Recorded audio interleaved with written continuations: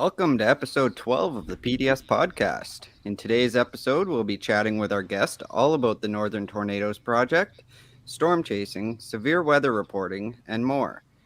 But before we get started, I just want to take a moment to thank our sponsor for today's episode, Miracle Dent Repair. We'll hear a little bit more about them later in the show. Also, if you're watching us live right now, just remember that this is the raw and uncut version of the podcast, which means you may see or hear some things that don't make it into the final episode. Also, during the break, you will have an opportunity to ask today's guests some questions of your own. So please send them to us in the comments and sit back, relax, and enjoy the show. Our special guest for today is David Sills. David is a Canadian severe storms guru and the executive director of Western University's Northern Tornadoes Project. Welcome to the show, David. Thanks for joining us. Hey, my pleasure. Thanks for having me. So, as I just mentioned, you're part of the Northern Tornadoes Project, which was founded back in 2017. So, give me your elevator pitch about what the NTP is. Sure. Now, the aim of the project is to detect, assess, and document every tornado that occurs across Canada. And, that's a big challenge given the size of the country. So we're always working on improving our methods for doing that. But, that's the mission. And, oh, geez. Hang on a second. I don't know what I just did. Well, we can still see you at least. Yeah? Wish I could see you. Okay. I'll just keep talking. I don't know what happened there. So, we found that in the past, tornadoes were known, especially in populated areas. But then as soon as you get away from populated areas, the number of reports dries up and their knowledge about tornadoes in general dries up. So the whole point of this project was to try to figure out where tornadoes are occurring outside of populated areas and then get a really true sense of what the climatology of tornadoes is in Canada. Cool. Awesome. No, I thought you were froze. Sorry, man. Oh, no. I thought you were froze. That was kind of weird. Yeah, I can see you again. Great. Locked myself out somehow. So is the data you get with NTP public facing? Yeah, we have an open data portal. So we're at Western University, and we have a libraries group at the university, like every university library does. And they were looking for a digital project, the digital library concept of the future. And really thought that this might be the thing that they could really experiment with and get into that space with.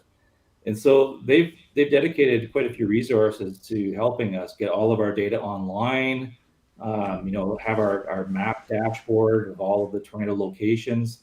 And we're constantly working with them on improving public access to the data, how we can collect the data in the field and bring it straight into the database and so on. So it's been great working with the Western Libraries people. Awesome. So if somebody wanted to take a look at that data, where would they go for that? Sure. The website's pretty easy. It's UWO, University of Western Ontario, .ca/NTP. And that's our webpage. And then from there, the tornado world is your oyster. Awesome. What methods do you guys use to detect the let me start over with that. You can cut that part out. This is why it's raw. So what methods are used to detect tornado damage paths, especially in the rural or remote areas? Yeah. Well, initially, the most important things are radar and social media.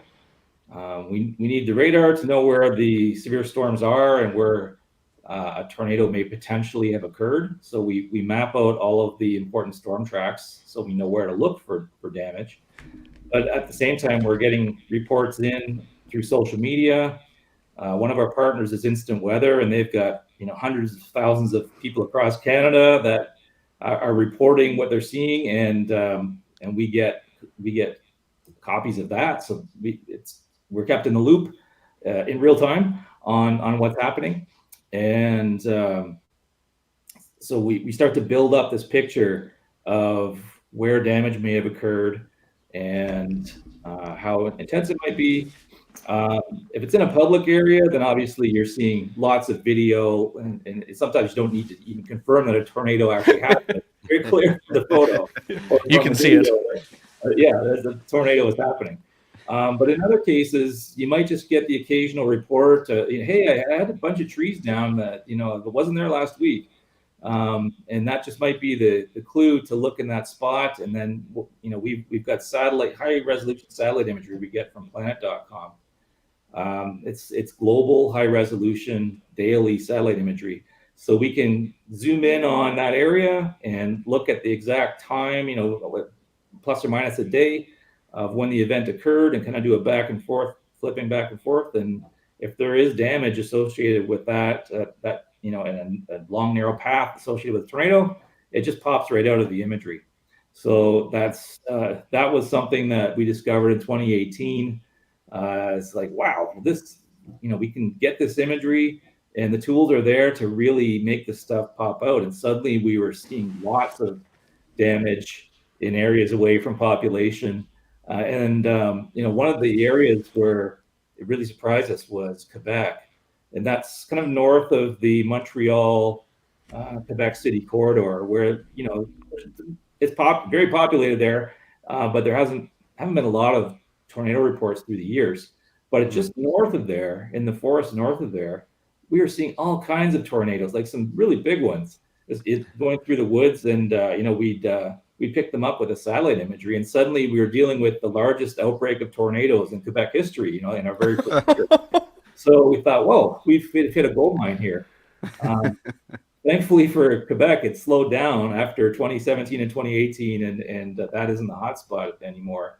Every year the hotspot for the country changes, right? For a couple of years, Quebec was a real hotspot, and there were something like 41 tornadoes in 2 years that were pretty. Some of them were pretty serious, to EF3. So it was just a big surprise, and this is part of what the project's about.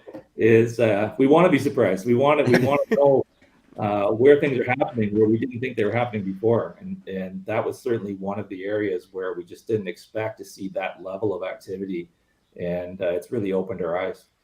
That's crazy. So do you guys work closely with Environment Canada and helping get tornadoes classified and whatnot? Yeah, we work with them mostly within the first 24 to 48 hours after an event happens. That's when there's the most media interest and public interest in what happened, and so we'll work with them, share data, share reports, that kind of thing, to make sure that the damage is going to be covered and surveyed, and that we come up with a preliminary estimate of what happened, a preliminary assessment. And that's what can go out over the circuits and shows up in the summary and goes out to the newspapers and that kind of thing. But for us at NTP, the work is just beginning there. Sometimes it takes another week, another 2 weeks, maybe even more, to get the full picture of what happened, and get the full length and width and the intensity. How many tornadoes? There's been quite a few events where initially it just looked like maybe one tornado occurred, and then once we start sorting through the data and looking at our high resolution satellite imagery, suddenly we're talking about an outbreak of 6, 7, and so on. So it's it takes a while for us to sort through all that data, and we might not get the final answer on an event like that for well after when the preliminary estimate was announced. So we try to make the preliminary assessment as accurate as possible given the data we have then, but we do spend a lot of time thoroughly examining each event and making sure we're not missing anything. And like I said, a lot of times the results are there's just a lot more going on than what it seemed at first. Yeah, for sure. How many people do you have helping you, and how many man hours would you put in on an average storm? Sure. Well, Okay, so we've got 2 full-time engineers that work with us, and 1 full-time and 1 part-time meteorologist.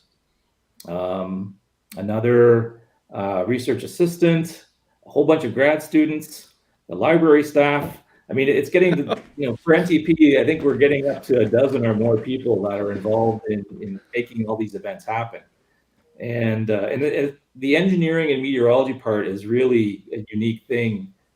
There's not too many places in the world that are systematically collecting tornado data from both an engineering and a meteorology point of view. And soon we're going to be adding a social science aspect to that as well, where a social scientist is going to be part of the damage survey and collecting impacts information and social science, in data that can be part of the record. So we're really looking for a holistic view of each event, and how long it takes, how many hours it takes to do this. It really depends on the event. There's some events, like I said, that are fairly simple. We know it's a tornado because the video has already been on TV and on all across social media. We go out there and just collect the basics of how long, how wide, how strong, and that might be wrapped up all in a week.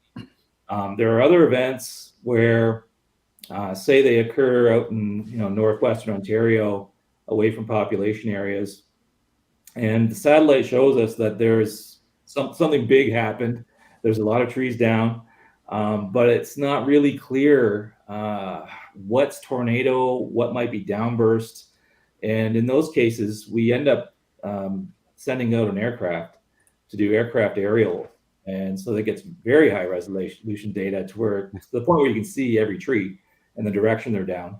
And then we can start looking into, okay, is there rotation associated with this damage? Can we separate the tornado from the downburst and so on? We had one event in Brooks Lake, I think it was 2020, up in northwestern Ontario. It ended up the width of the tornado was 2.4 kilometers, so really big. And when we analyzed it for tornado versus downburst, the main portion of the damage, it was at some 35 kilometers or so long. All along the edges of the tornado were signatures for microbursts. So we had 33 microbursts along the edges feeding into this huge tornado. And so that's the widest tornado on record in Canada now. And wow. So we spent a lot of time analyzing that tree by tree and all the directions, so we knew exactly what was going on. So yeah, that was really labor intensive. And, that was one of the first times we really dug into that level. We call it a Fujita level, Fujita style analysis, because Ted Fujita back in the day spent hours and hours like that, looking at every tree and mapping out every microburst and how it interacted with the tornado. And so we want to do that kind of work and make sure we get it all right. And so it does require a lot of time to do. But it's worth it because you learn so much about the event and what's possible. In fact, that event we could only rate at EF2 because we're up in the Canadian Shield, and it doesn't take as much to knock down trees up there. So the highest we can really go when there's that shallow soil is EF2. But there are indications just from the patterns that the trees are down in that it was likely higher, maybe EF3 or maybe even a bit higher. But being that wide, I would not be surprised. Yeah, no kidding. So I'm not sure if you'll know the answer to this one or not, but if you were to guess, how many tornadoes has NTP surveyed to date? 375. Well, you knew the answer. I just looked at that today. Yeah, we've done almost 1,000 event analyses, and of those, 375 were tornadoes. Now, all of the rest were either downbursts or somebody sent us a picture of a funnel cloud, but we couldn't confirm that it was causing damage at the surface, or had potentially damaging winds at the surface. So we call those non-tornadic vortices. Some were gustnados, some are dust devils. The evidence that we have, we just can't. There's no way to really decide whether it's one or the other. So we call them, if it's visual, it's unconfirmed visual vortex, and if it's damage, we call it unconfirmed wind damage. So it's kind of like the in the maybe pile.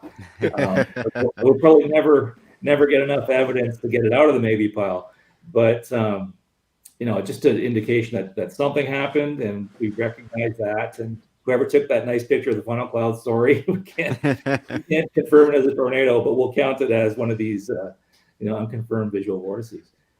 So yeah, there's a wide variety of events that we can confirm, and as you can see, out of 1,000 events, a third of them are tornadoes.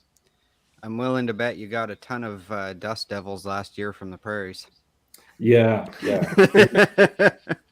Yeah, actually, another month or so is when we start getting into dust devil season, and suddenly we see them all over the place, and it gets challenging because they really, near the surface, they really look like landspout tornadoes. Oh yeah. And so a lot of the time when we get a report, we're like, can you just pan up? We want to see whether it's cloud base or not, right? And sometimes you just can't determine that from the data you get, so it goes in that that maybe pile. But a lot of times, they're panning up, and you can see there's not a cloud in the sky above it, and it's easy to confirm that it's a dust devil and not anything else. What tools does the NTP use to forecast tornado outlooks, and is there anywhere that the public can see what your forecasts are? Sure. We started doing forecasts specifically for tornadoes because our ground teams need to know. They need to prepare. They might have to fly across the country tomorrow or the next day. So it's good to give them a bit of a heads up that hey, your plans for the weekend might be disrupted here, and you'll be flying. One time it was Fort Smith, Northwest Territories, that we sent a guy to. So you remember that? You know that barbecue you're gonna have? Sorry, man, not this weekend. Exactly. We end up putting out, most of the time it's a 2-day outlook, and we use all the tools I'm sure everybody else knows about.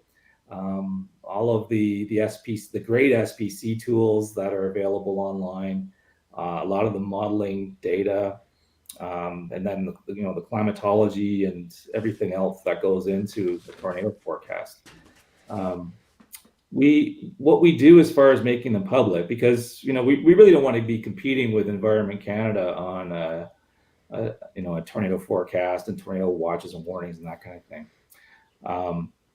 But if we do up an outlook, and it really shows that a tornado is likely in a 2-day time frame, and especially if we do an update the next morning and it's still looking really likely that there's going to be a tornado or a tornado outbreak, we will put out a tweet and a Facebook post about that, just as a community service. Hey, it's heads up, it looks like the ingredients are there and are coming together for a tornado threat, and please pay attention to the Environment Canada watches and warnings today, that kind of thing. But that's the extent of it. We don't really want to get into forecasting competition with Environment Canada when it comes to severe weather. So we were talking about this a little bit before we went live, but for those who are listening and watching, what's up with this new Northern Hails project I've heard about? Yeah, well, the idea is we start with tornadoes because we already had made progress along the path of learning more about tornado climatology. We had some work that had been done in the past, and we're just building on that. So that was my interest as well going into this. Is I've really been interested in tornadoes and building that climatology. But we always have had in the back of our minds that we want to expand this to other severe convective storm hazards such as hail and flash flooding. We've already made headway with downbursts as part of doing the tornado work. You end up doing the downburst work. So we've got a lot of downburst information now as well. We actually almost collect more downburst information than tornado information through the course of the year, just because just the way it works out. Yeah. So we had the plan that eventually we are going to expand and get into hail. What happened is that there was an insurance-funded hail project that was going to start this coming summer, and so we thought it would be a good idea to try to join forces with that and build a project on it. So there's an Alberta-focused hail project that is starting this summer and is going to go for at least 3 years. And if our funding comes through for the rest of it, then it'll probably go for 5 years. But at the same time, we're also starting this Northern Hail project at Western, and we want it to be a lot like the Northern Tornadoes project in that we're going to start in Alberta and really look at developing better hail climatology there, and then expand out from there to across the country, like we've done with the Northern Tornadoes project. With the Northern Tornadoes project, we started out in 2017, just looking at the forests of northern Ontario and into northern Quebec and saying, you think we could find a tornado in there that no one's found? And we thought we might find a couple, and then, like I said, we found the biggest outbreak in Quebec history. So this is where we want to go with hail as well, right? We know a bit about hail. There's been some work on hail climatology, but we don't have a really good idea across Canada, away from populated areas, especially where the hail threats are.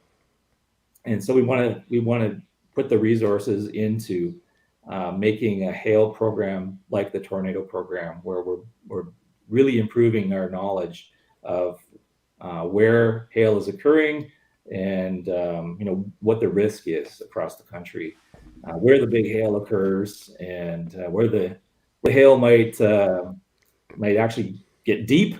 I know I've seen the prairies where you have to start bringing out the snow removal equipment after a hailstorm. It doesn't happen too often in Ontario, but we do get our share of hailstorms out here too. So it'll be interesting to see how that program evolves. And so we're just in the process of hiring my equivalent for NHP, so the executive director for NHP, and then a meteorologist, a full-time meteorologist for the project too. So that'll get the project off the ground starting this summer.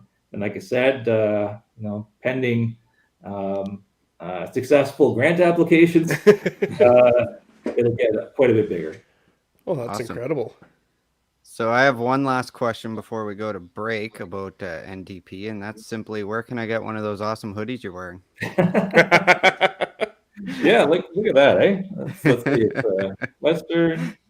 We were trying to figure out the best way to make a contest or something like that. There's been a lot of interest. We have the caps too, and I'm not sure if you saw that we started a program that was like a super contributor program. So people on social media who are really into helping us out and actually go out and do their own surveys and that kind of thing.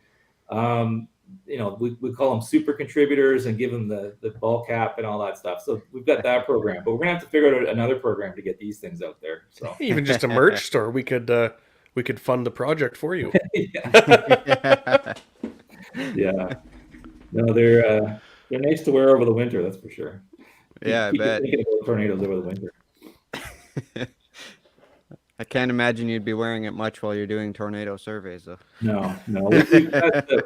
We've got specially branded uniforms for that. NTP hard hats and work shirts and mosquito netting. What's that? Mosquito netting. Mosquito netting, yeah. NTP brand mosquito repellent, we've got it all. All right. Well, on that note, we're into our break now. So if anybody that's watching live has any questions for Dave, now's your chance to send them to us in the comments. And we'll We'll get back to the episode in a few minutes. I'm going to go grab another drink while we're on break, though. Perfect. If you need to grab a drink or anything, Dave, feel free. Yeah, sure. I've been This is drinking as we're going here. So. This is the part that Jordan cuts out of the podcast. Okay, sure. Arnold Ashton said Quebec's going to be a hotspot again. Ah. You know Arn? No, I don't. Oh, okay. He's one of Environment Canada's best and most legendary severe weather forecasters Oh, nice. from Ontario. So he's a friend of mine too. Good guy. Well, you heard it here first then. And a weather weenie. And a weather weenie. Oh yeah. I think we all are at heart. Yeah, that hail project, that's going to be neat. I'm quite interested to see that. Especially for the farming side of it. I think that'll be really, really nice to see. Yeah, the big difference is just the kind of the commodification of the hail data, because there's a lot of private interests that are either collecting hail data or using hail data. There's a lot of money involved, and we're not used to that. It's not the same with tornadoes, right? Like, oh boy, hope we're not going to be stepping on too many people's toes offering all this for free, but we'll see. You'll find out real quick. Yeah. Shannon's watching the excuse me. Shannon Bolesky. She wants you to keep the hail away from her. Keep the hail away.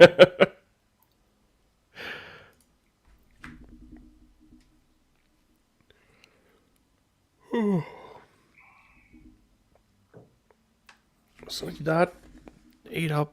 Well, that'll be perfect. We'll be right around the hour. Sure. We'll fly through these next few questions here. Is there what did you say your website was? I'll make sure I get a banner made for it here. Yeah, it's uwo.ca/NTP. uwo.ca/NTP.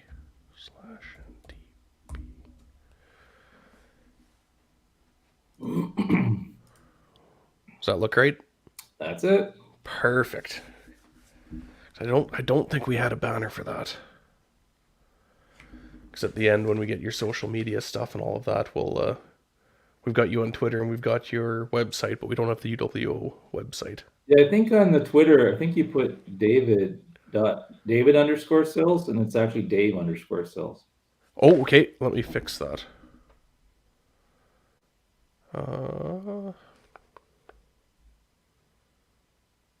Where is that?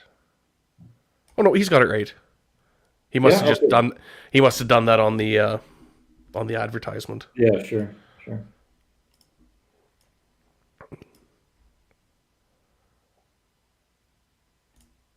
Yeah, I put out a tweet earlier today on chaser safety stuff, and I'm happy to see it's kind of going a little bit viral here.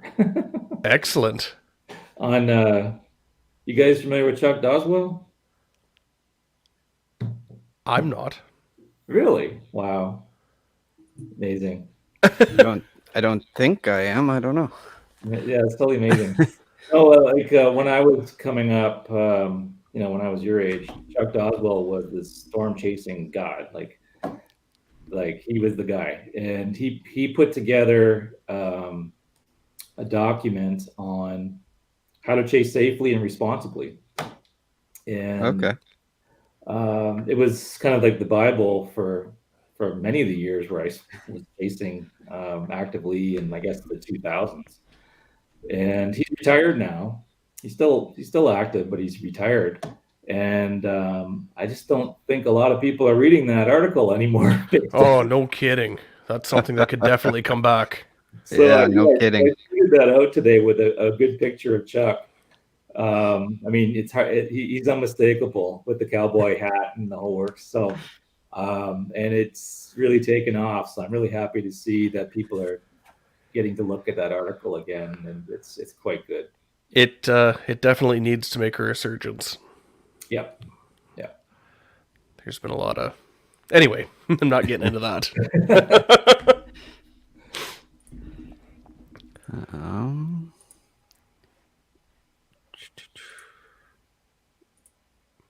I added a banner, Jordan. Oh, did you? This one. There we go. There's the tweet Dave's talking about. There's Chuck. I really don't know how that picture came to be, but that's That is fantastic. that's total Chuck right there. Oh, that needs to be the cover of a book. He needs to write a book. He's got so many stories. Totally imposing guy though, like really tall and with the cowboy hat on and he's not afraid of telling anybody what he thinks of them. And he thinks he's always right, and he usually is. So he's very confident in his opinions. So to have a conversation with him about chasing or tornadoes or anything is, it's pretty intimidating. So there you go. Chuck is a legend.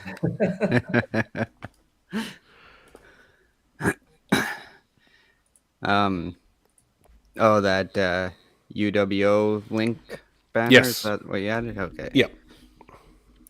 I almost forgot to add the slide for the game show today. I did it like an hour before the show. Well, we could have figured it out. You can tell it's the last one, hey? Yeah, no kidding. We've Letting things slide. got chasing on the brain now. No more snow. Get out under a storm. Oh, Yeah, you're so excited. Pretty good. Well, thank you. It's warmer times. Yeah. Yeah. Well, should we keep this show rolling? Yeah, it doesn't look like we have any more questions coming in, so I will play our sponsored ad and then we'll get back into the show. Perfect. Hail damage. It can happen at any time, and when it does, bring it to the hail repair specialists at Miracle Dent, because dents are what we do. Our paintless dent repair process maintains your original factory finish with no repainting or parts to order. You'll have your vehicle with its original factory paint back in no time like it never happened. If Mother Nature has put a dent in your summer, come to Miracle Dent Repair. Dents are what we do. Bet Got you it. places like that are going to like the Northern Hail Project. I love that sound. Every time you play that, I just love the hail bouncing off the car. So now it's time for our 21 question segment, where we get to learn all about David's life as a weather guru. Okay. So, because we've got the podcast, I like to ask every single guest what their secret weapon is when it comes to either forecasting their chase or tornadoes, or what is the one thing they couldn't do without for the forecasting. For forecasting, well, I mean, for the 2 to 3 days out, I'm really into ensemble models. So I'm really religious about using the SREF, especially the SREF that SPC has on their webpage. I don't know if people spend much time with that, but I find it really useful. I mean, it's and there's the HREF now too, which once you get a little closer, the high resolution ensemble forecast is super useful as well. So yeah, I mean, basically you're dealing with uncertainty, a lot of uncertainty. The idea that one model is going to be the solution, and especially counting on that model every time, I think it's just crazy. So when you're dealing with an ensemble approach, you've got different model types, you've got different physics in different models.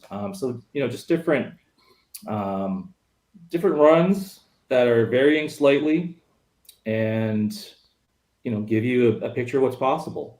And the mean of the ensemble is supposed to be the best as far as forecasts, and that can be true. But just getting an idea of how much uncertainty there is and what some of the outliers are is also important, because one of those outlier situations could be the situation for the day. So you just have to keep that in mind.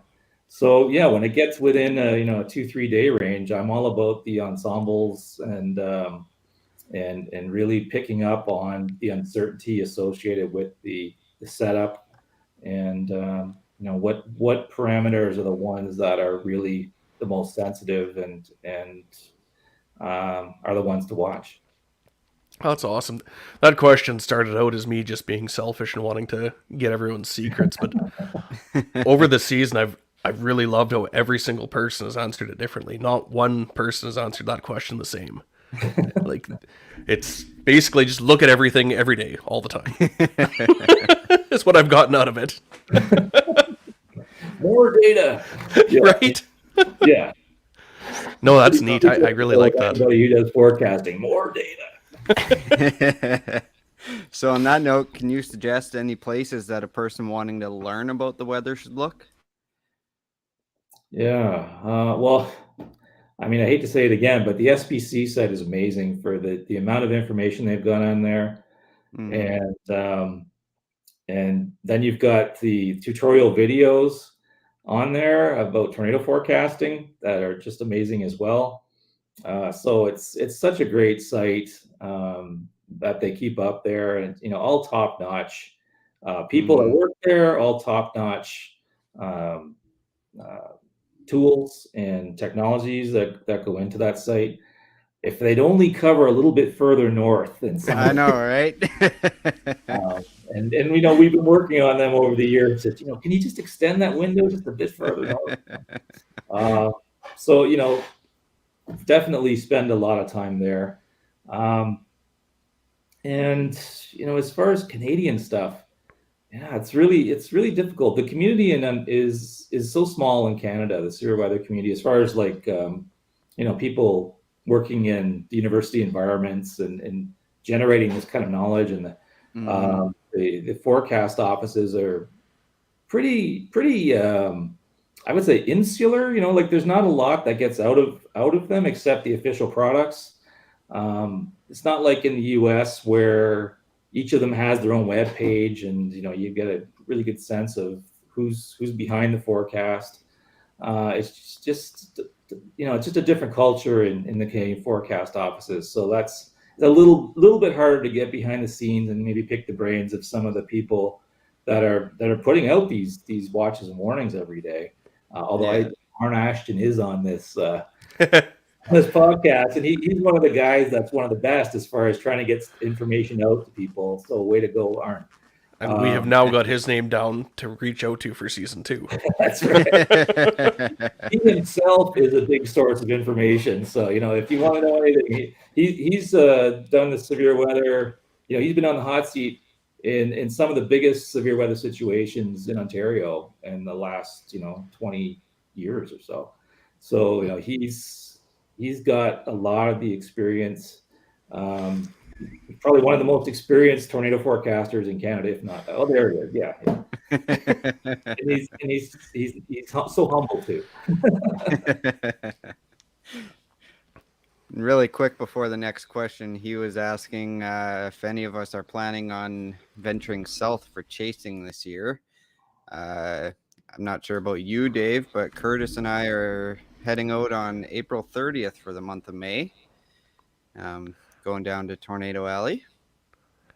So sorry to everyone in the States, because there's going to be no tornadoes while we're there.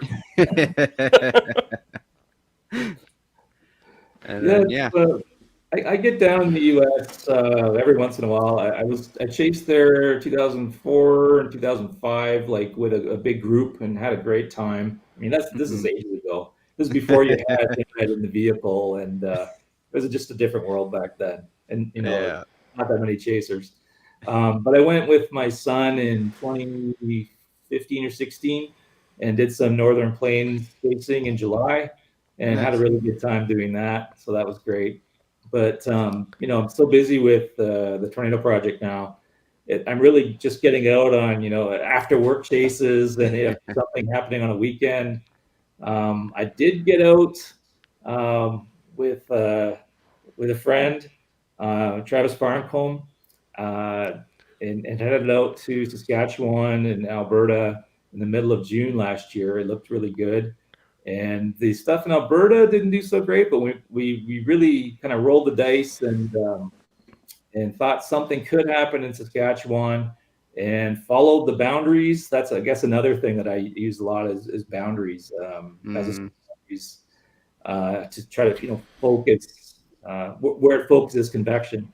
And we just followed the boundaries right to this great thunderstorm that produced 3 tornadoes, beautiful, long skinny tornadoes that Right just to Darcy. on the prairies, right? Yep, So, right to Darcy. and it was funny because right after that, it's like the day after that, basically the prairie shut down until the middle of August. They sure did. Yeah.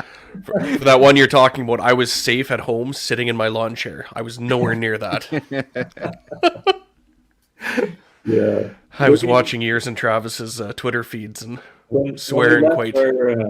we left some chaser friends behind in Alberta, and they said, "Oh, you're never going to get anything out there." And I think they really regretted not coming with us that day because it just seemed like it wasn't going to be that big of a deal. And yeah, you just you never know until you're out there. So Well, just a few days prior, we had chased the one down by Assiniboia that turned into nothing.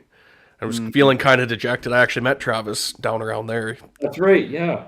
And nothing happened. It's like, this does not look good enough for me to go all the way across the province. I'm just staying at home. And looking at Twitter. I'm going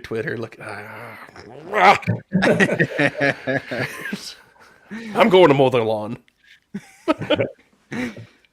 So, Dave, what would you say your favorite part of the chase is? The favorite part of the chase. Oh man, there's a bunch of different ones. I really enjoy the fact that when you're doing up the forecast in the morning, it's not just a forecast that's going to be, you put it out and it's gone and you're not caring anymore. This is the forecast that's going to carry you through the day and determine where you sleep that night and where if you're ready in position for the next day. So there's a lot riding on this forecast, and usually, when you're out with a group, everybody's debating it, and everybody's got their own biases, and everybody's got their own favorite tools, and it's just such an exciting time, coming up with that forecast, and then you're going to test it later in the day. So that's one favorite, and then the other favorite is being in the spot that you predicted, and just waiting for that first cue to pop, and the excitement of just seeing things happen, from just the first cloud to all of a sudden, this massive thunderstorm with some great structure. And, even if it doesn't produce a tornado, just the fact that, you forecast that this was going to happen in this place, and just the transformation from nothing to this incredibly huge mountain of water, basically. In the sky. It's just something else. And you're awestruck every time. So Absolutely. It gets me excited. My favorite parts, I guess. So how'd you get interested in the weather? Oh, geez, I've been into the weather since I was a little kid. It's one of those things where, my parents kind of knew I was into the weather, and all through school I was doing weather stuff. And, it's so different now, because if you're really into weather now, even in high school or whatever, you can get online and start your own, weather forecast company, basically. Right? When I was in high school, it's like you knew nobody who was interested in weather, except you. And so you'd order a book, and wow, you'd pour through it, and then as soon as I could start driving, I was out trying to follow thunderstorms and that kind of thing. But I had no clue there were other people who are also interested in doing these kinds of things. So it's just a different world now. But I don't remember what the question was, but anyway, it's how I got interested in it. Yeah. So that then deciding to make a career out of it was another big part of it. And I kind of went a roundabout way of doing it. I went to the University of Waterloo in physics with the thought that I was going to get a degree there and then a diploma in meteorology somewhere down the line.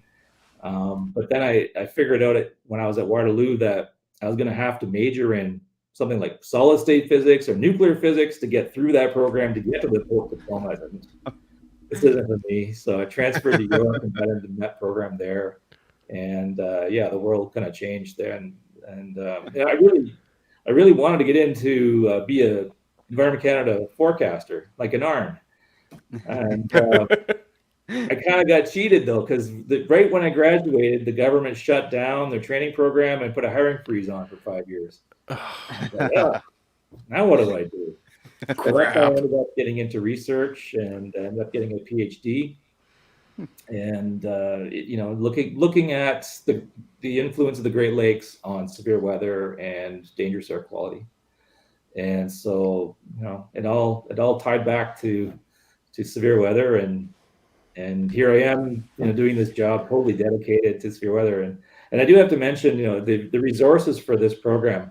A lot of the resources for Northern Tornadoes Project, Northern Hail Project, come from Impact WX, which is a social impact fund out of Toronto.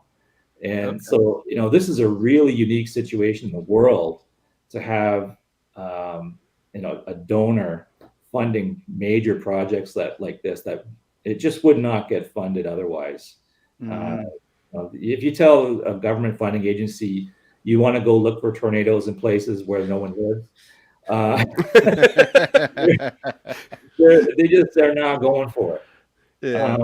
But Impact WX was like, yeah, let's really figure out what's going on in this country as far as tornadoes, and they're totally behind it. That's And awesome. put up quite a bit of money to do it. So I mean, we've got $1 million budget a year basically to do this. It's that's a huge amount of money for doing this kind of work. So just to say that this is quite an opportunity for me and for Western and for anybody involved in this program, because it just doesn't happen. It hasn't happened before like this, and it's a really unique situation. That's fantastic. Shout out to Impact WX. Yeah. Who has been your most important professional mentor? Yeah, I mean, I think I'm going to go back to Chuck Doswell again. He's been a hero of mine since I got into this, and mostly because he was really concerned about getting things right, doing the science right, and making sure you understood what in the atmosphere is happening right. But he also understood the human component in forecasting, and was really concerned that computers were kind of taking over that element, that we're going to lose the human element in forecasting, which is pretty much, we're almost there. Yeah.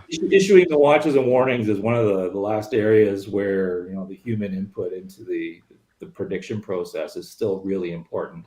And even that's, there's efforts underway to try to automate that.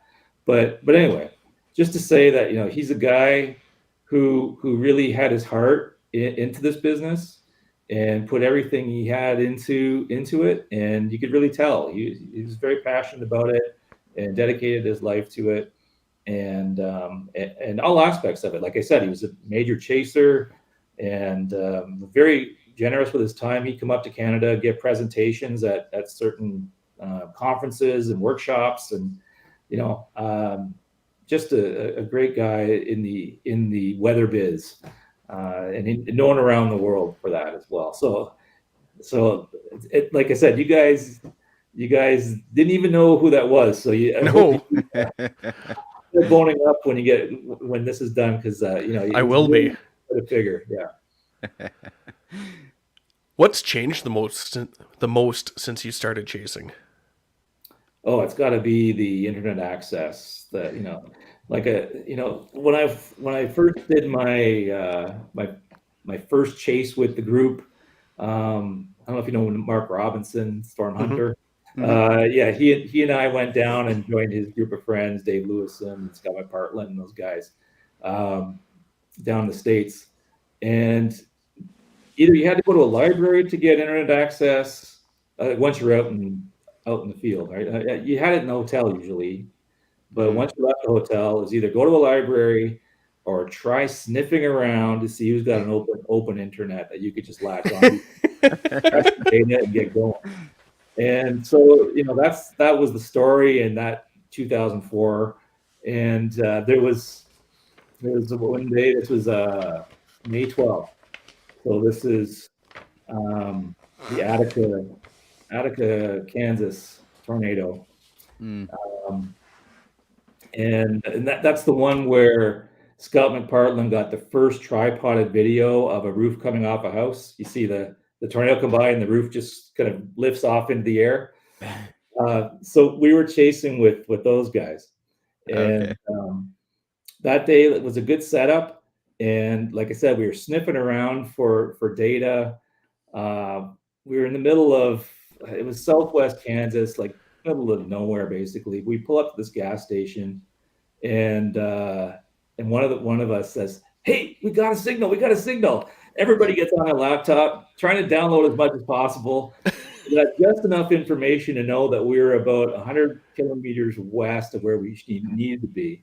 So we threw the laptops in the truck, started heading east real fast, and as we did, everything just blew up on this line, and there were mezzos and lowerings everywhere. It was awesome.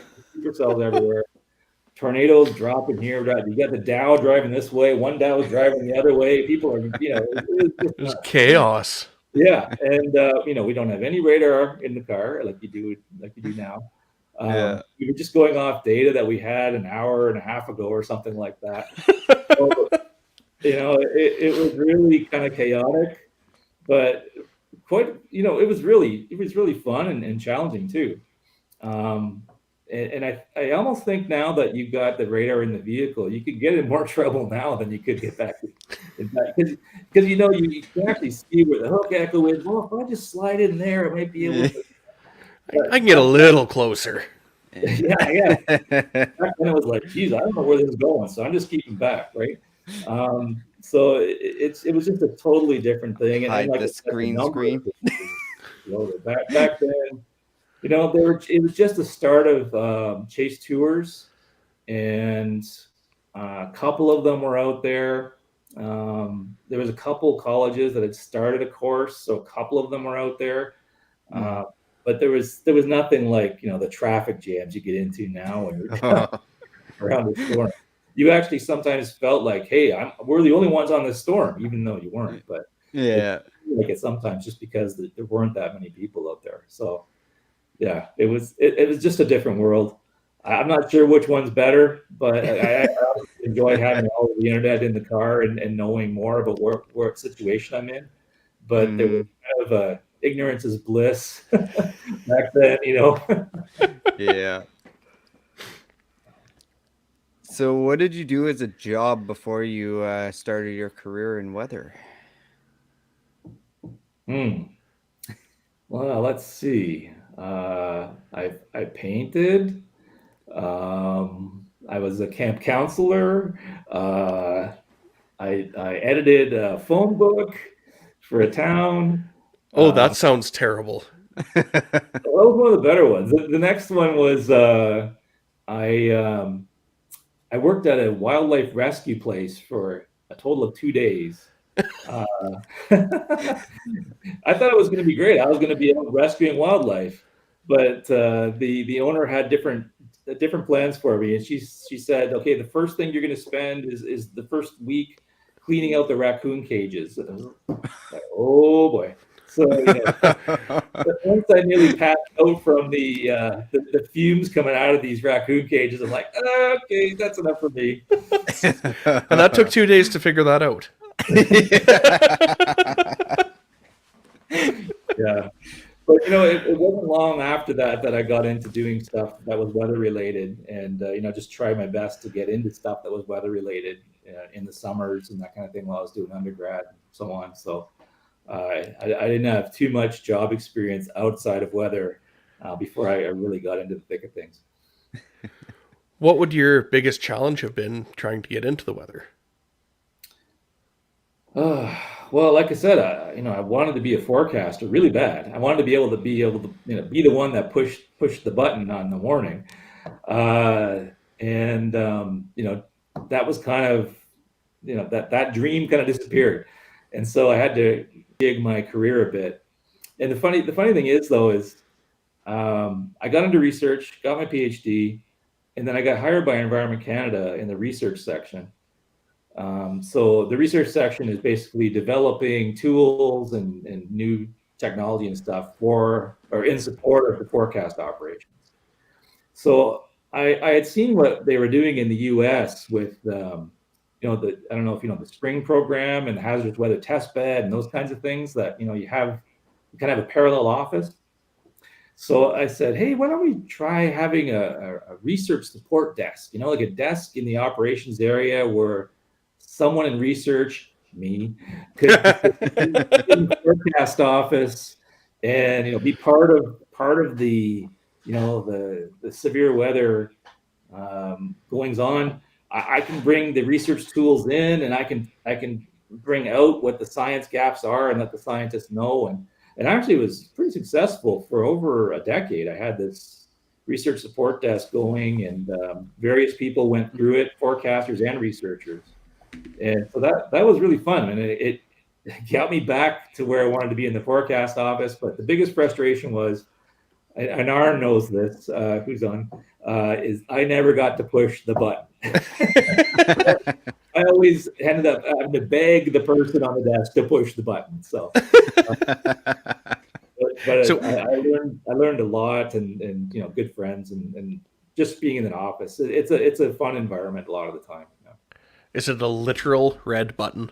I think they wish it was, because at least when I was doing it back then, the software they're using for issuing warnings was complicated to the point of, if you put in an extra period by mistake, it would break the whole system. And you'd have GPSs running around trying to fix that for half an hour while you've got severe weather occurring. So, it's got quite a bit better since then, thankfully. But yeah, having just a big red button that would do all the necessary things would be a great thing. That's how you end up with Hawaii issuing nuclear missile strike warnings. Yeah, exactly. Yeah. So, who are the three most influential people in your life, and how have they impacted you? Holy cow. Right? Big question. Going deep. Big. Well, is it supposed to be people I know, or people that I like, Doesn't matter. doesn't Either matter? or. Oh, geez. Well, I mean, one that I have to say is my dad, because, and this is coming on the music side. I do have, an album that I put out, and Which is awesome. thank you. And that was kind of a dream, getting that kind of, putting into writing an album and getting all of my friends and family that are musically oriented and talented together to get that out. And my dad is the one who taught me how to play, and since I was a kid, we were recording songs all the time, even though it was on an 8-track tape player, and he always found ways to be able to record what we were doing. And so that really, really led to this passion for music that I have, not just hearing it. I love listening to music and going to shows, but also writing and performing and recording, and having that album out was just, like on the bucket list. And actually, he co-wrote a song with me on it about Hurricane Katrina. And Lament for New Orleans. Lament for New Orleans, yeah. Yeah. And he actually sings on that one too. So it was great to be able to do that. And so yeah, there's number one. There's more. We can leave it at 1, 2. That's fine. Okay, sure. That's good. That's probably good. What's the largest hail you've seen? Largest hail I've seen. Yeah, I participated in the Vortex 2 project in the States. So that was 2009 and 2010. And I don't know if you're familiar with that one, but it was an experiment, fully mobile experiment to study the verification of the origins of rotations in tornadoes experiment vortex. You got to have that acronym, right? The sexy acronym. So we brought down an instrumented vehicle, and we were part of a kind of an armada of instrumented vehicles, and we each had our tasks to be around the supercell. And so we got to see quite a few very interesting storms over those the 2 seasons that we went out. And one of them, we could see the huge hail falling just down the road from us. And strangely, there was a news helicopter that was flying just like not even a mile from it. Ooh. They were looking at a tornado because we couldn't see the tornado, but we're listening to the radio, and they said they could see the tornado. So we knew that the up there could see the tornado. But anyway, there's huge hail falling down the road. And so after the storm went by, we went by and picked up some, and it was this really big spiky stuff, really spiky. It already melted somewhat. So after it had melted and the spikes were starting to come off, it was about 5-6 centimeters across, and it must have probably been 7 or 8 when it originally fell. So yeah, that's not something you want to get hit by. No, Yeah, you're absolutely not. You're losing a windshield or 2. Yeah. It's funny, during vortex, like I said, everybody had their own missions around the supercell, and my mission with my buddy Neil Taylor, who's out in Edmonton, was to be in the inflow region, and we chose that because we wanted to stay on the safe side of the storm, have a view of everything, but there were other guys who were just so keen about going around the backside and getting slammed with hail. They come around the other side, their windshields would be blown out. They collected some great data, but man, we went through some incredible hail to get it. Oh man, the glass that they'd be washing out of their hair. Yeah. So how many different countries have you seen a tornado in? 3 different countries. So oddly enough, the first tornado I ever saw was in Australia. So well, makes sense. yeah, well, it was the 2000 Close to home. Olympics, and usually during Olympics, the countries, like the host country, invites other countries to bring their forecast systems for a little kind of forecast Olympics as things are going on, and so you get exposed to the latest technology from each country and so on. So I was there one Saturday. I was manning the Canadian system and watching the other systems, and this incredible supercell forms on the Seabreeze front. This is in Sydney, right? And I'm there with Pat McCarthy, who you might know, chaser extraordinaire from Winnipeg, ex of Environment Canada. And so Pat and I are looking out the window, the 16th floor of the forecast office in Sydney, at the supercell, and Pat's giving the play-by-play. He's like, okay, so now the lowering's going to start. Okay, there it is. Okay, now we're going to get the RFD coming around, and of course everything's rotating the opposite way down there. Yeah. So wrap your brain around that, and then all of a sudden there it is. There's it's producing a tornado. Right out the window of the forecast office. And the Wow. thing was, they didn't issue a tornado warning, and some of the bigger, more senior people came by and said, if this was in North America, would you issue a tornado warning right now? It's on the ground. Yeah.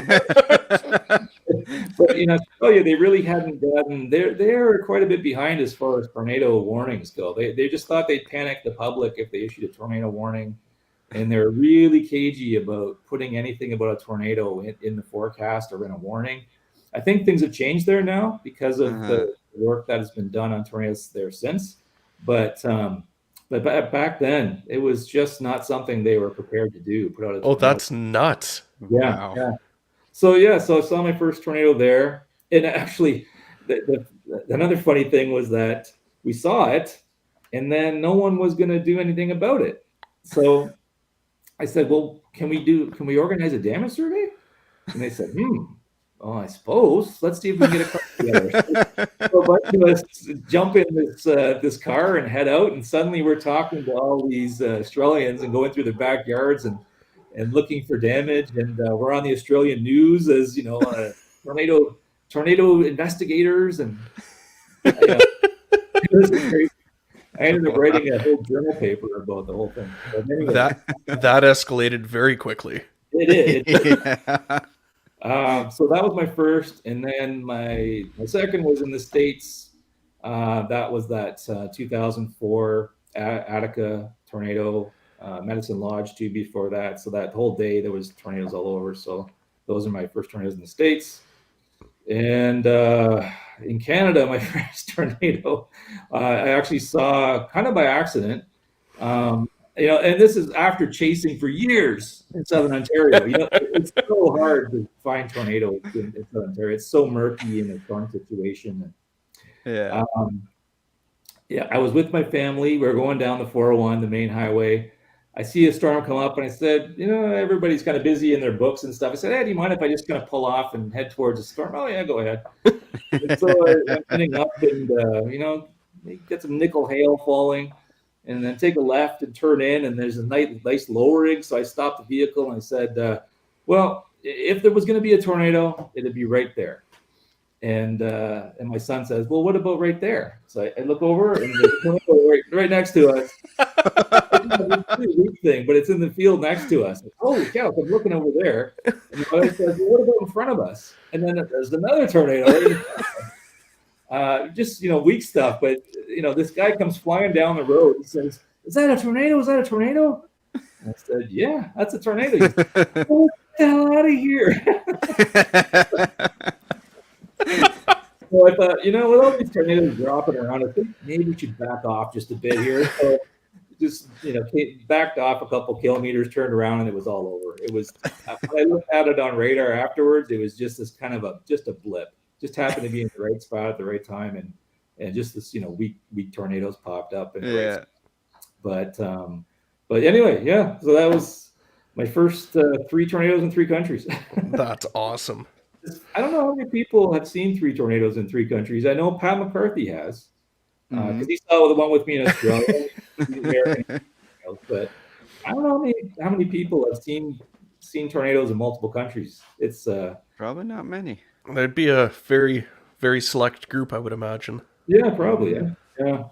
But I mean, if you get the chance to do any tornado chasing in Australia, I mean, there's a whole crew of people down there that would just love to have visitors and take them out, and they get some incredible stuff out there. It's really, yeah.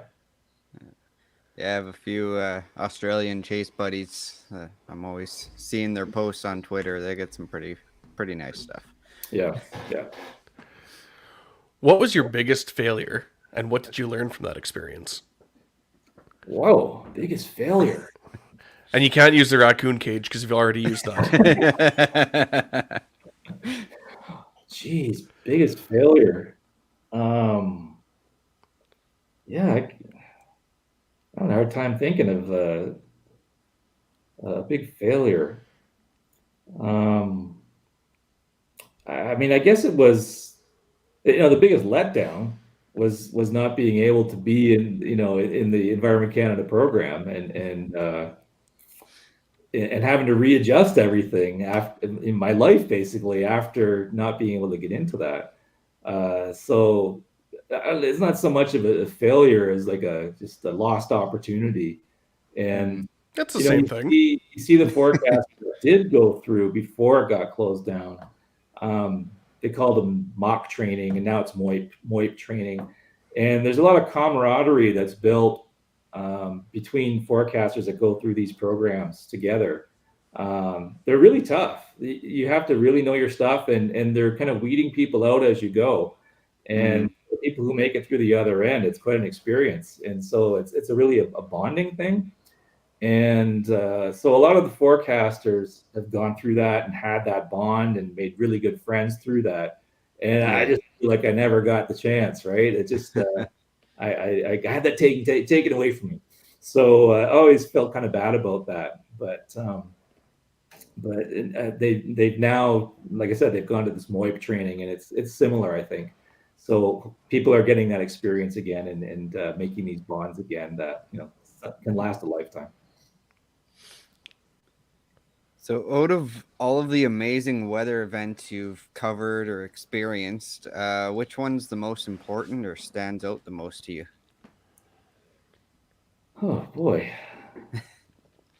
such probing questions. They get easier after this. Yeah. I guess I go back to I guess this is what is this, 1980, July 16th, 1980, I think it was. And there was a big derecho that came through. I lived in Windsor. I grew up in Windsor, Ontario. Mm. And this big derecho came through. And it was just one of these remarkable things where it was a morning thing. The light was all very weird, yellows and greens, and a big massive shelf coming across. And it was really the first massive storm like that I'd seen as a kid. And as it came across, every tree that you could see out a window was bent straight over. We all ran down into the basement. When it was over, it was like one of these events where all the neighbors are outside, counting up the damage and pumping out their basements, and the whole community is affected by it. And then I found out later that there had been a tornado just to the southwest of us. I didn't know that till I started researching tornadoes and looked back at that. It was a tornado in that. I also found out that Fujita studied that event on the U.S. side, so just across the river, and it was a really big derecho event, and that hit the Detroit area. So yeah, I mean, not only did it have a really strong, enduring impact on me as someone interested in severe weather, but it affected the community in a way that was kind of permanent too. Like every time you looked out the front window, all of the trees were bent over. They stayed like that for years. Yeah. And so there was this constant reminder of this huge storm that had gone through. So it's those kinds of experiences. And I know lots of people in this business who had an experience like that when they were a kid, and it inspired them to become a severe weather researcher or forecaster, someone interested in the weather in some ways. And so it's really these formative experiences in your childhood that can make a huge difference in the trajectory of your life, I guess. That one for me was, it wasn't even the most severe storm in the world, but it certainly made an impact on when I was, I guess, 11-year-old mind. All right, I got a nice softball for you here now. If you won $10 million tomorrow, what would you buy? Oh, man. Let's see. $1 million. I think it would have to be a Doppler on wheels. Oh yeah. Yeah. I mean, we're sorely missing one of these in Canada. So Absolutely. Actually, we've had a couple Doppler wheels up in Canada recently. They were studying winter storms. So there was one up in Montreal just, I don't know, a month ago or so, helping out with this storm project. But yeah, we don't have a mobile radar that's part of our tools, and we're actually looking at something like it, like a portable radar that we can put out in an area where we can do research. When all of the new S-bands were installed across the country, the Toronto King City C-band radar and the nearby Exeter C-band radar had both been dual polarized and were really high quality radars. So when they replaced those, they offered those to Western, to use. And so we've got those, two radars in crates on campus, and it's killing me that we can't use them yet. But with this hail project that we're planning, or we're doing, and we're putting in the funding proposal for it. One of the big asks in the funding proposal is like you said, $1 million to set up a portable radar for research, and so that's exactly where my mind went. That'd It's be the awesome best to answer have. yet. Yeah. What songs would we find on your Storm Chase playlist? Oh yeah. Let's see. There's I don't know if you've heard of Nico Case. She's kind of like an alt country, alt rock artist. She put out an album called Middle Cyclone, and she was going to call it Mesocyclone, but she thought people wouldn't understand what that is, so she called it Middle Cyclone. And there's a song on it. She's always wanted to be Storm Chase. There's a song on it called "This Tornado Loves You," and it's a pretty crazy song about. It's kind of like a love story, but the protagonist is a tornado, so it's an interesting one. So there's songs like that. There's another song by Sarah Harmer, another kind of alt folk artist, who's talking about hail and the storm of the century. So there's a bunch of things like that. More in the vein of my album, which is kind of like a folky, alt folk kind of thing, or rock folk, or whatever you want to call it. That I've got a bunch of songs like that have weather influences, and that's what I would throw on. Although I remember chasing with my buddy Neil Taylor, and the Arkells were one of the big groups that we'd throw on to get the energy going and get out there. So that's another side of things, I guess, is not something that mentions tornadoes, but just gets the blood pumping and gets you ready for the day and the excitement that a chase day will bring. Replaces the caffeine. Yeah. So what is something interesting that most people wouldn't know about you? Well, I sail. I've got a sailboat, and it's another thing where the wind provides the energy for the activity, and so I find it kind of blends very nicely in with the rest of my lifestyle. Absolutely. Actually, I was just in Montreal area last weekend looking at a new bigger boat. You always got to have a bigger boat. So yeah, but yeah, sailing, Great Lakes sailing is just amazing. Getting out on the lakes, and we're up in a place called Wyerton, so up in Georgian Bay, and water is cold and crystal clear. And we're kind of in a protected bay, so even if the wind is screaming down the bay, there's not a lot of waves, so it's great sailing there. Nice. You're catching all the wind you want, but you're not worried about waves throwing you around or anything like that.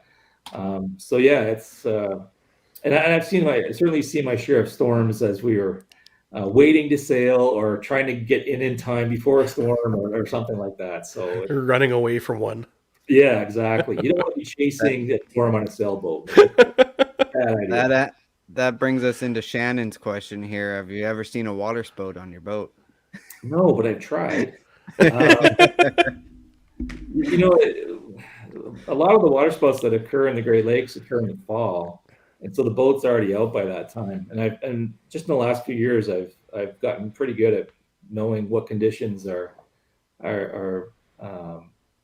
conducive to water spouts, and I've almost made surgical strikes into like, just okay, I'm going to go there, and the conditions are right, and you take an hour to get there. You wait a half an hour, it develops, you get the photo of the tornado, and then wait around a while. No, it's not going to happen again, and head home.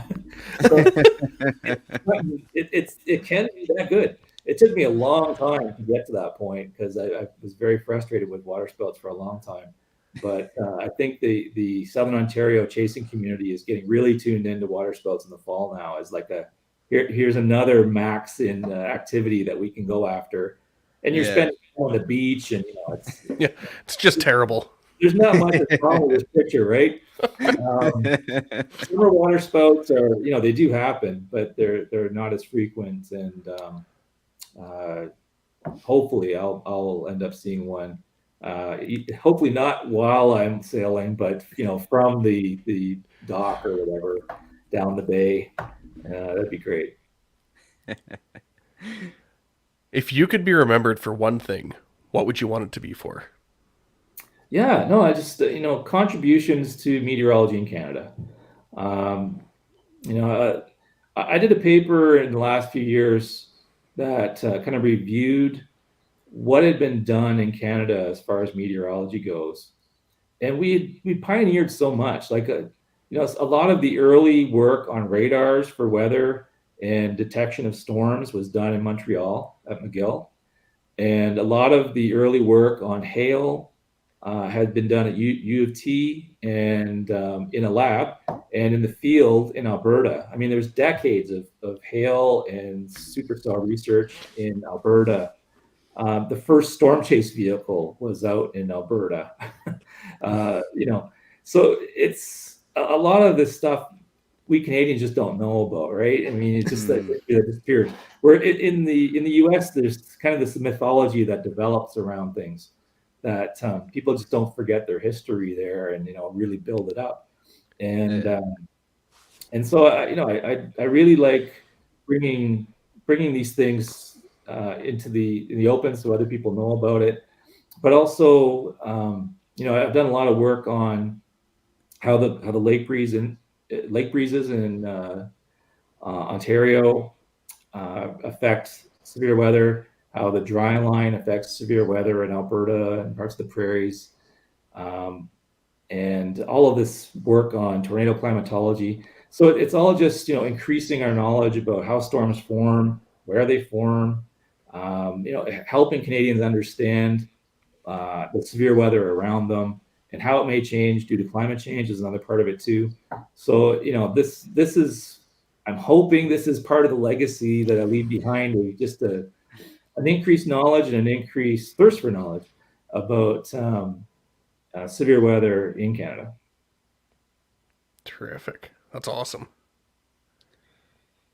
What's your number one piece of try that again. What's your number one piece of advice you'd give to someone starting out as a storm chaser? Oh, yeah. Well, I would say the number one piece of advice is go out with someone who has some experience first.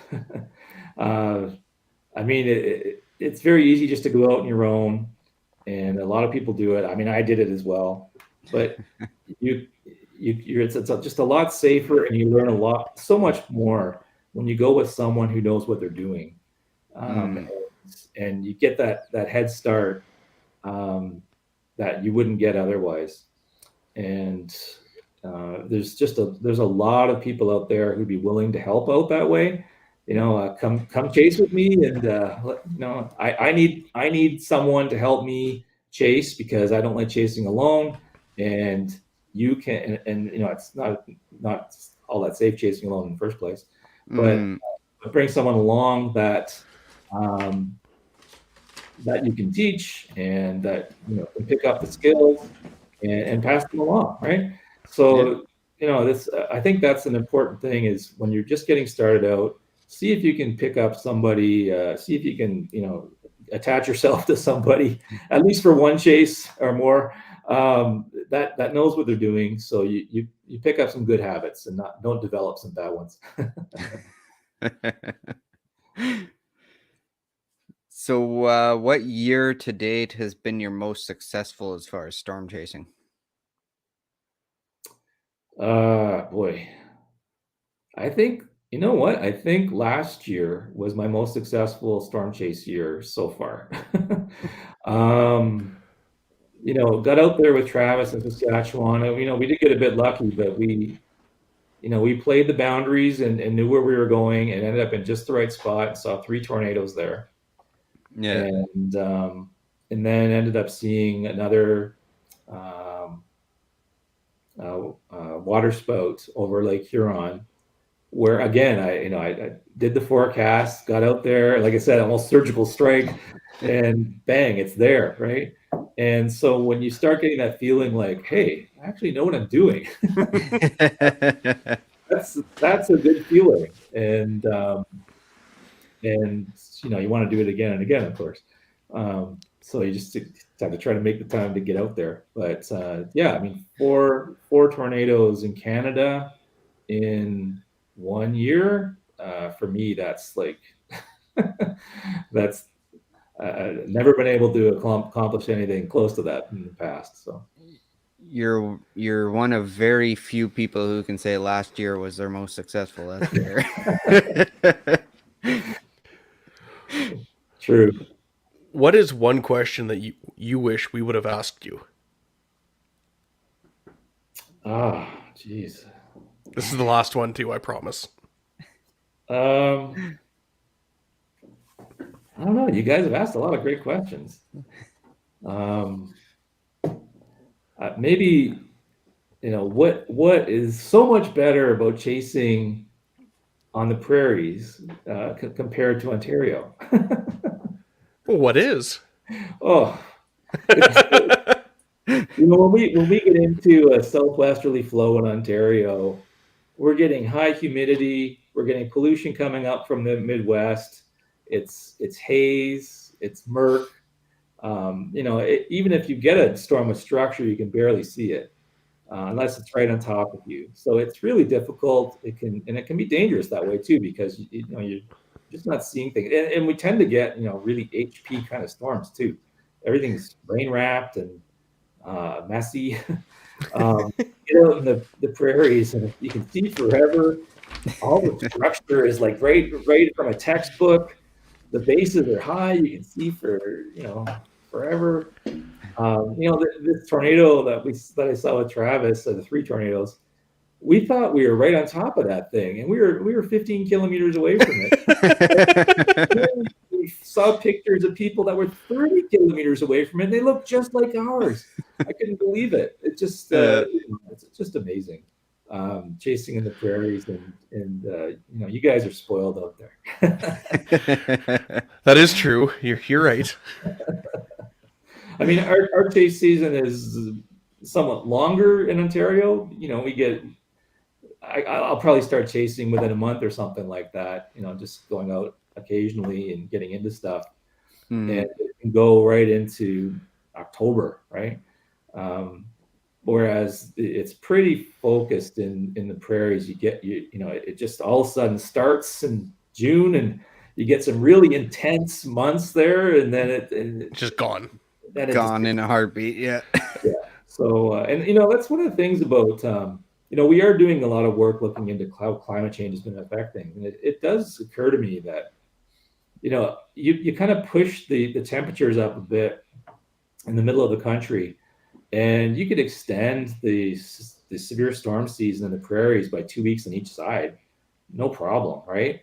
And that's a big deal. That's a lot more storms, because once you get into that kind of instability and the ingredients, you can get top-notch storms out there, right? So it's good if we do get the predicted warming and more thunderstorms and a longer season on the prairies. That's going to be a big deal. But it's funny because that's what people think is going to happen, and then you get what happened last year, which is fires. There was a drought that's been going on for a long time, especially in the American West, probably due to climate change, most likely. Then you got the heat dome that for sure was caused by climate change, caused all these massive fires, and there's smoke that's going across the country and decreasing the amount of insulation for storms.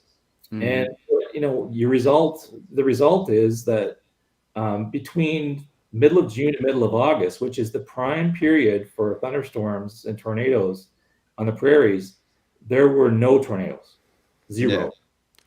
Oh, we're aware. So you start thinking, what is climate change going to bring? Is it going to bring more, or is it going to bring like zero? It could be either one. We don't know, and that's one reason we're doing this research and building these databases for severe weather is to look at those kinds of trends and see where we're going. How things are going to change, because it's probably going to be very regional.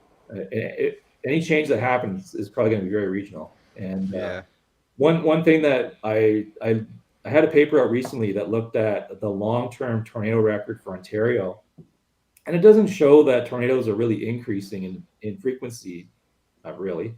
What it does show is that tornadoes are occurring farther and farther into the end of the season. So we're getting tornadoes in late August and early September, and even some into October. And last year it was even into November. So, and why is that? There could be a couple reasons, but I mean, you've got the lakes that are warming rapidly, and that heat sticks around through the fall. That could be part of it.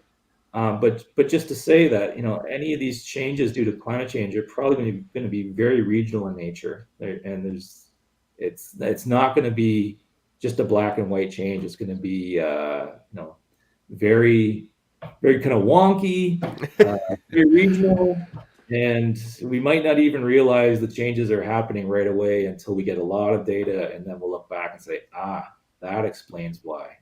Yeah. So it's going to be interesting, that's for sure.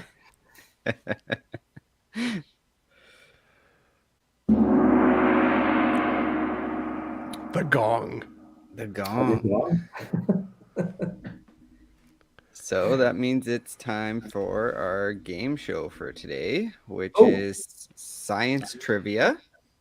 We figured this would be in your wheelhouse. Sure. I believe there's 10 questions. Oh, yep. And I got one right.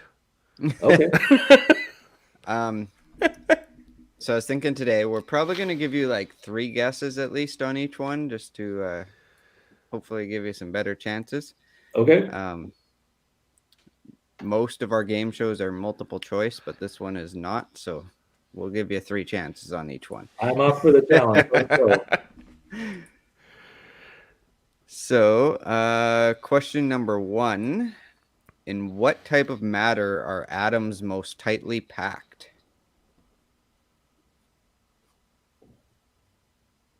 I way overthought this one.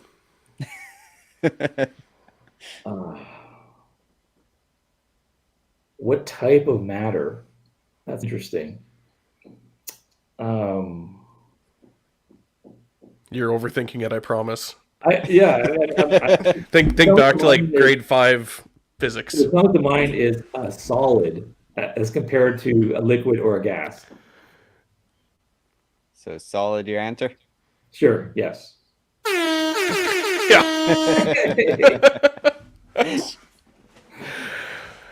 Yeah. I was that was way too simple. What is the hottest planet in the solar system? Let's see. I'm tempted to say Mercury, but I have a feeling it's not. I have a feeling it's Venus. Is that right? Oh, is that your final answer? Yes. You're correct. Venus has a temperature of 460 degrees Celsius on the surface.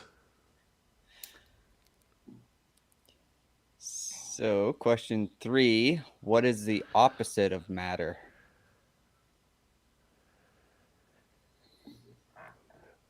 This is the one I knew.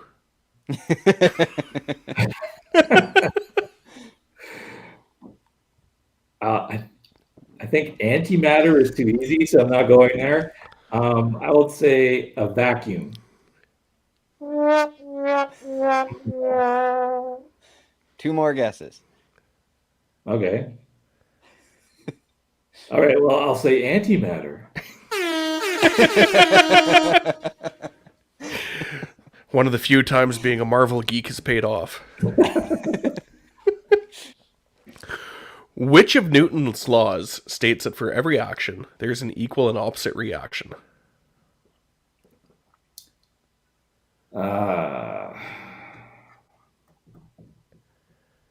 So it's first, second, or third.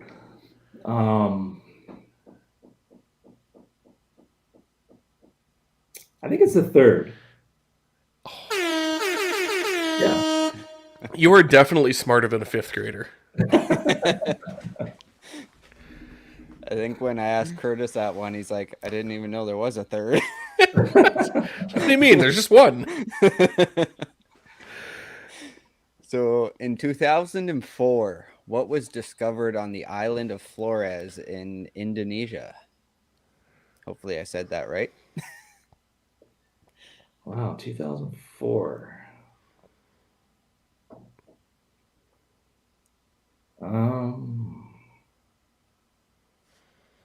Yeah, I'm blanking on this. The island of Flores. Was it an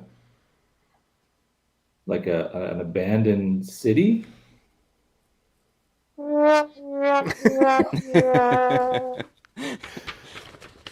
This one's probably the toughest one, I'd say.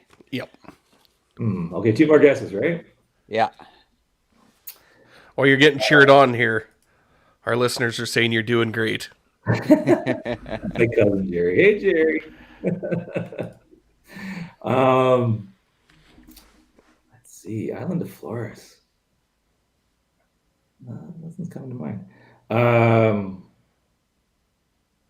You can Let's pass if you want. say a dormant volcano.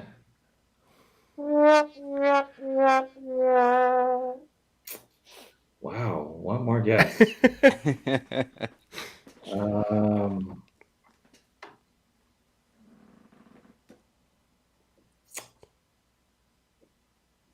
Jeez. This is going to be the one we stump them on. Yeah. Yeah, I think so. How about the world's largest fulgurite?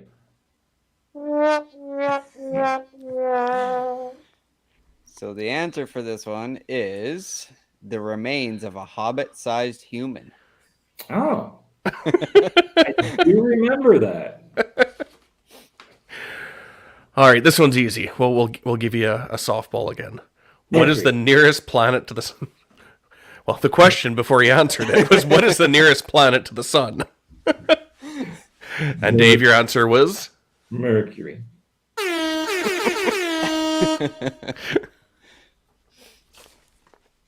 What color is your blood when it's inside your body? Well, this is a trick question because it's actually 2 colors. If it's oxygenated, it's red, and if it's not, it's kind of a bluish color. So I would say blue.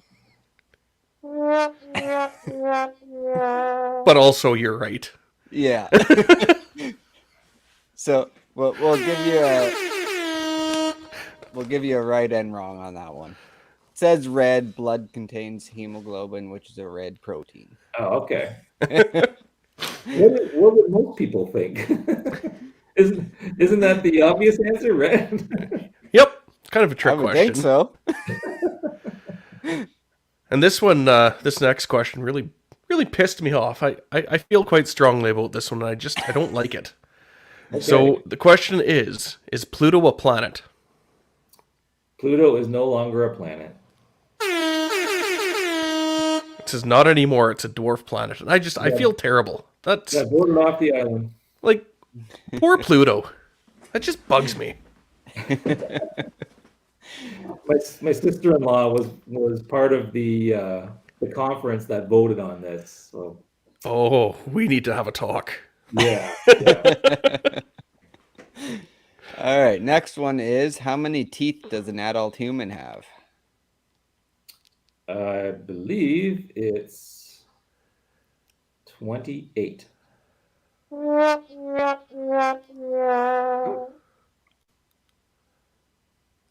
Wisdom teeth. It would be after you get some pulled.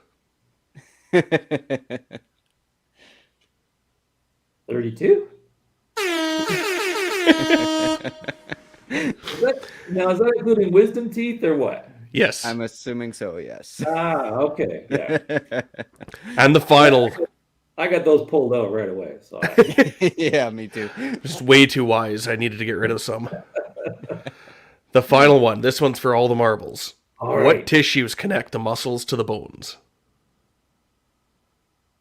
Tendons. And you won. You won this fantastic 10 question round of trivia. Unfortunately, we have no prize for you. Oh. The last prize I got was a huge bottle of maple syrup. That was a great prize. Oh, Ooh, that would be a good prize. we should look into that. Yeah. PDS podcast branded maple syrup. I like it. That would go over well. Take some down to the States with us. Yeah. So, Dave, where can people find you on social media?